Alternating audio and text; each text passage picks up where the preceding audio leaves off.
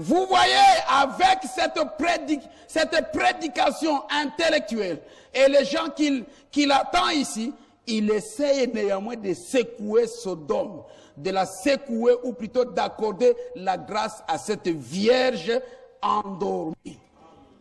Mais il y avait un ange, Abraham et son groupe, et Jésus dit, ce qui arriva du temps de Sodome arrivera pareillement à la venue du Fils de l'homme. Voyez-vous, ces anges seront ici sur terre, faisant la même chose. Voyez-vous, c'est pourquoi Billy va chez le Baptiste. C'est ce qu'il doit faire.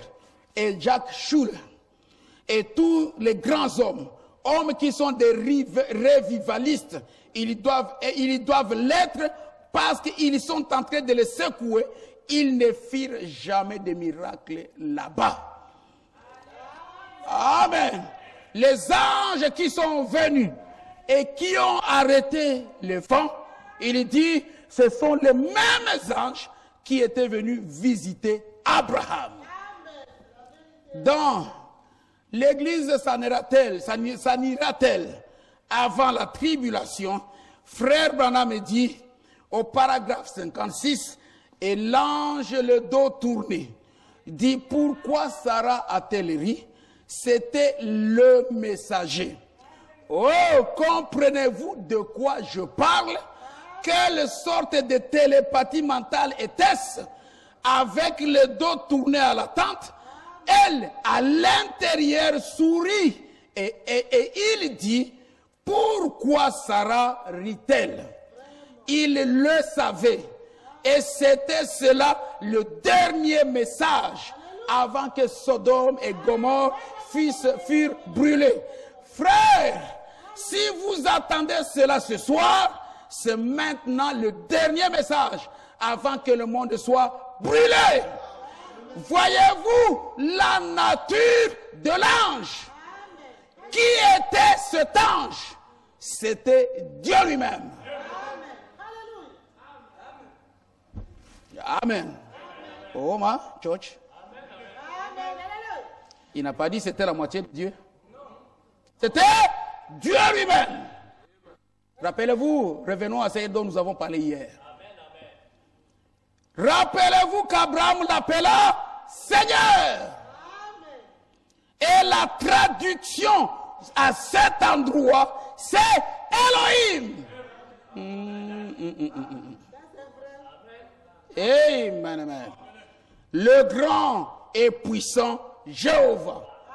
C'était Jésus-Christ lui-même réincarné.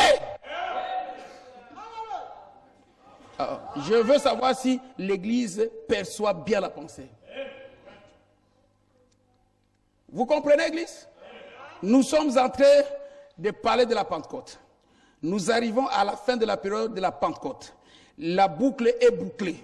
Dieu doit tout détruire.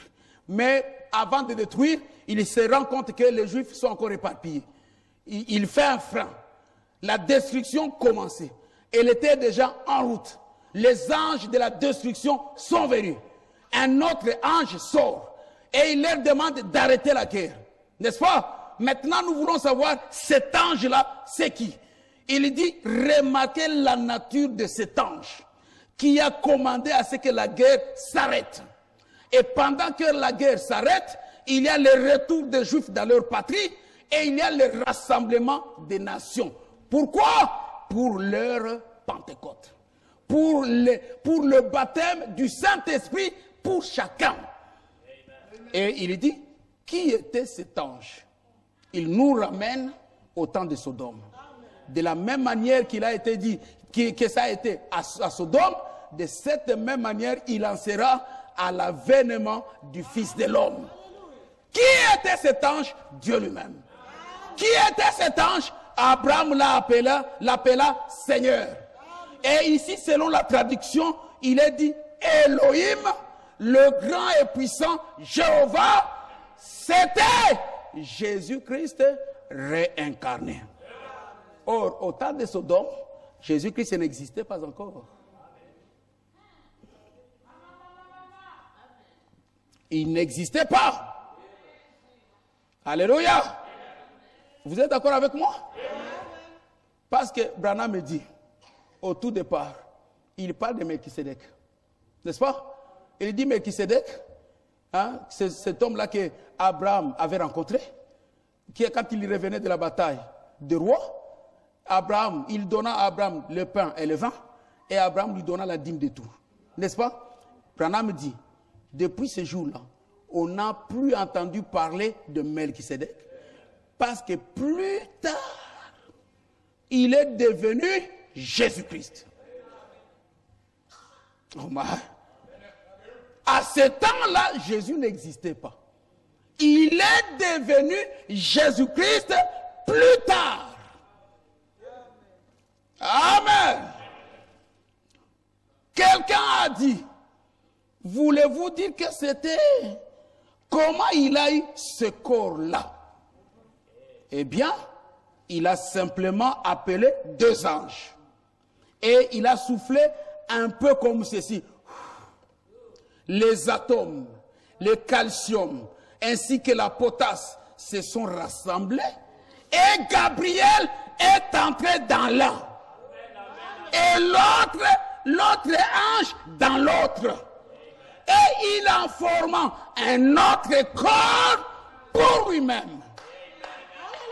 Dieu, il forme un corps pour lui-même. Oh my, j'aime beaucoup ça. Quand il a formé le corps, le premier corps, il dit Gabriel, entre. Gabriel est entré. Après, il forme un autre corps. Et il forme, l'ange entre là. Il entre là-dedans. Après, il lui demande, comment vous vous sentez? Gabriel fait comme ça. Il dit, oh, c'est bien. Si c'est comme ça que les hommes se sentent, mais c'est merveilleux. Dieu, quand il a entendu ça, alléluia, lui aussi, il dit, moi aussi, je vais devenir un homme. Il prend encore la poussière et lui-même, il est entré là-dedans. Il a porté la cravate. Il a dit, oh Gabriel, allons visiter le Père Abraham. Amen. Il est allé visiter le Père Abraham. Il en forma un autre pour lui-même. Branham me dit, béni soit son Saint-Nom. Je suis très heureux ce soir de savoir que ce même Dieu tout-puissant qui a pu se faire un corps pour y vivre, j'ai confiance en lui, qu'un jour il ressuscitera celui-ci comme il l'a promis. Et il est au milieu de nous, faisant exactement la même chose qu'il fit là-bas. Oh, que son glorieux nom soit loué. Nous avertissant, nous parlant, nous demandant d'être prêts. Bien entendu, il a dit, encore un peu de temps, le monde ne me verra plus, mais vous, vous me verrez, car je serai avec vous, même en vous jusqu'à la fin du monde. Dans quelle heure vivons-nous? Quand on parle de la réincarnation, les gens tremblent. Oh, comment la réincarnation, tout ça? Ce n'est pas nous qui parlons, ce n'est pas nous qui disons, c'est Branham qui utilise ce terme. Que cet ange-là, ça sera la réincarnation.